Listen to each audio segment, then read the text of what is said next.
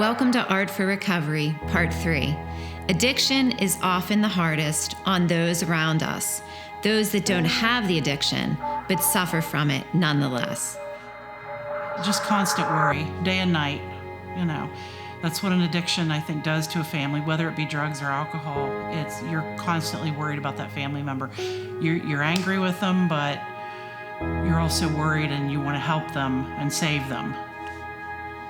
In this segment, we'll explore how addiction impacts those we love the most, our families.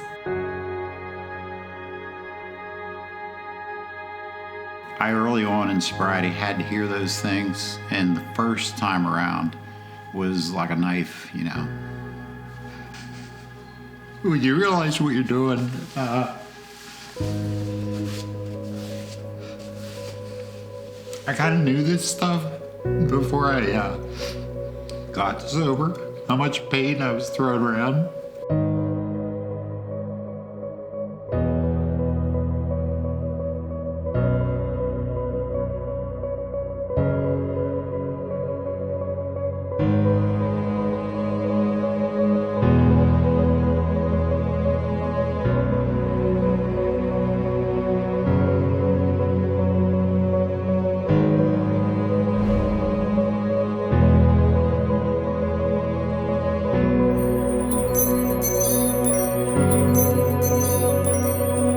We will hear from those closest to Dave and share the hope that comes for all as we walk the path of recovery.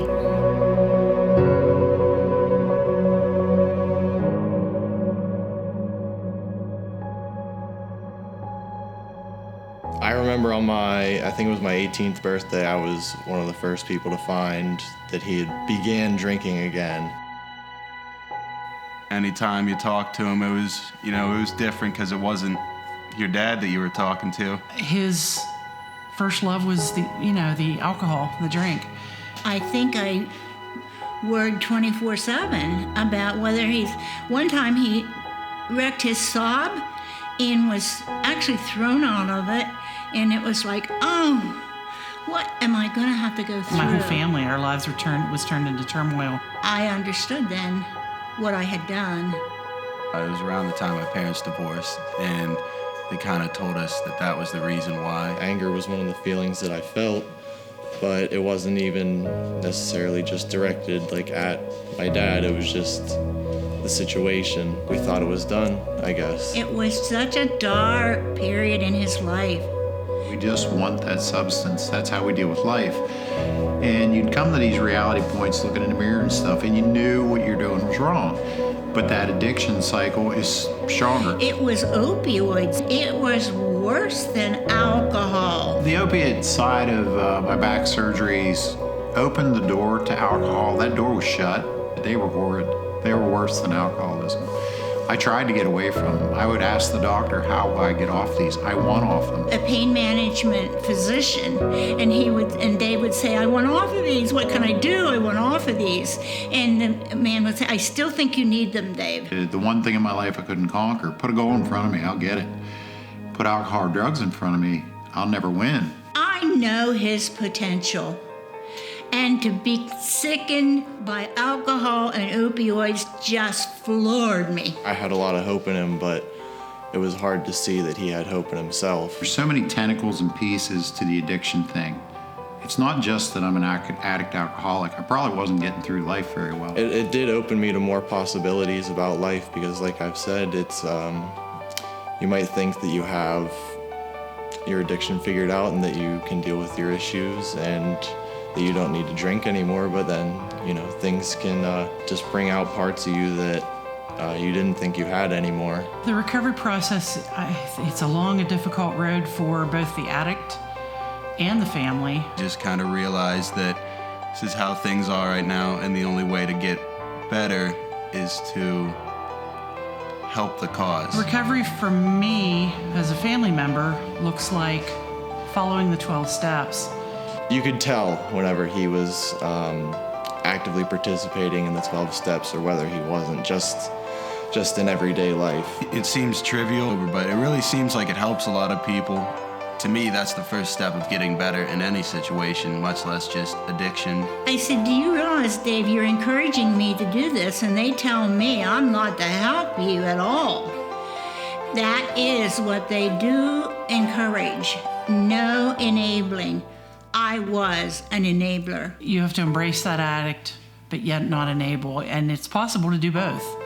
They might need a push, an extra push from somewhere else, but it's also really important to show that you still love them and you still care about them. We want to provide a path through understanding, through the arts, and through the 12 steps. And I did what I was told to do, and the next thing you know, I'm being filled with a feeling that I hadn't had before. Even the alcohol didn't give me that inner peace. Dave took that 12 steps and he lived it.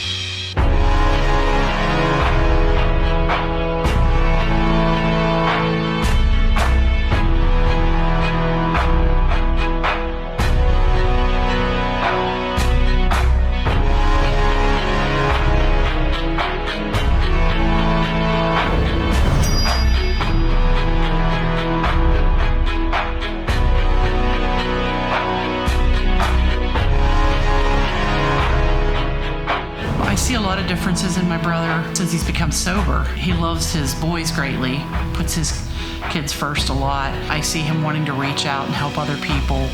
So now, after recovery, I can see there's a lot of positive changes about him. Of course, throughout the years, my dad always had sponsors and sponsees. I mean, he would help a lot of people. And after a couple months, maybe the sponsee doesn't call me anymore. Maybe they don't show up at meetings anymore. And now I get a taste of what my family went through, because now I have a vested interest in this individual. I actually care. Are they okay? As always, we want to take away the stigma of addiction and uncover the fact that 1 in 4 families are suffering behind closed doors. In our immediate family, it was never a big issue. And actually, I don't even recall alcoholism in my extended family. We're just normal, good people. It happens to a lot more people than you think. I was really in denial about so many things, I think. It's a lot easier to deal with if you sort of put aside your ego. One of the biggest things an alcoholic addict has to accomplish is forgive yourself. So I had to embrace the fact that if I'm honest about this, there is good in me.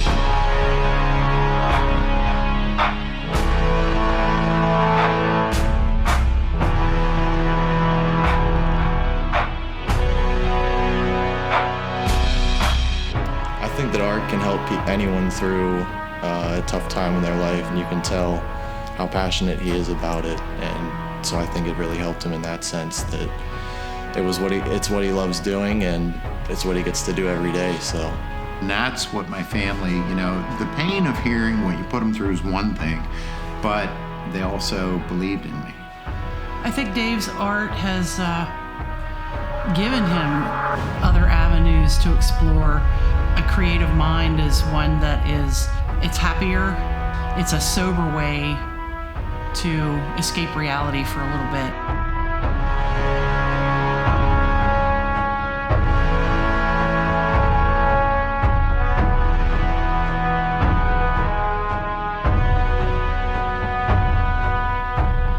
In part 4, we'll hear from other artists on their own path to recovery and explore further how our pain can be turned into creative works that impact all of us for the better.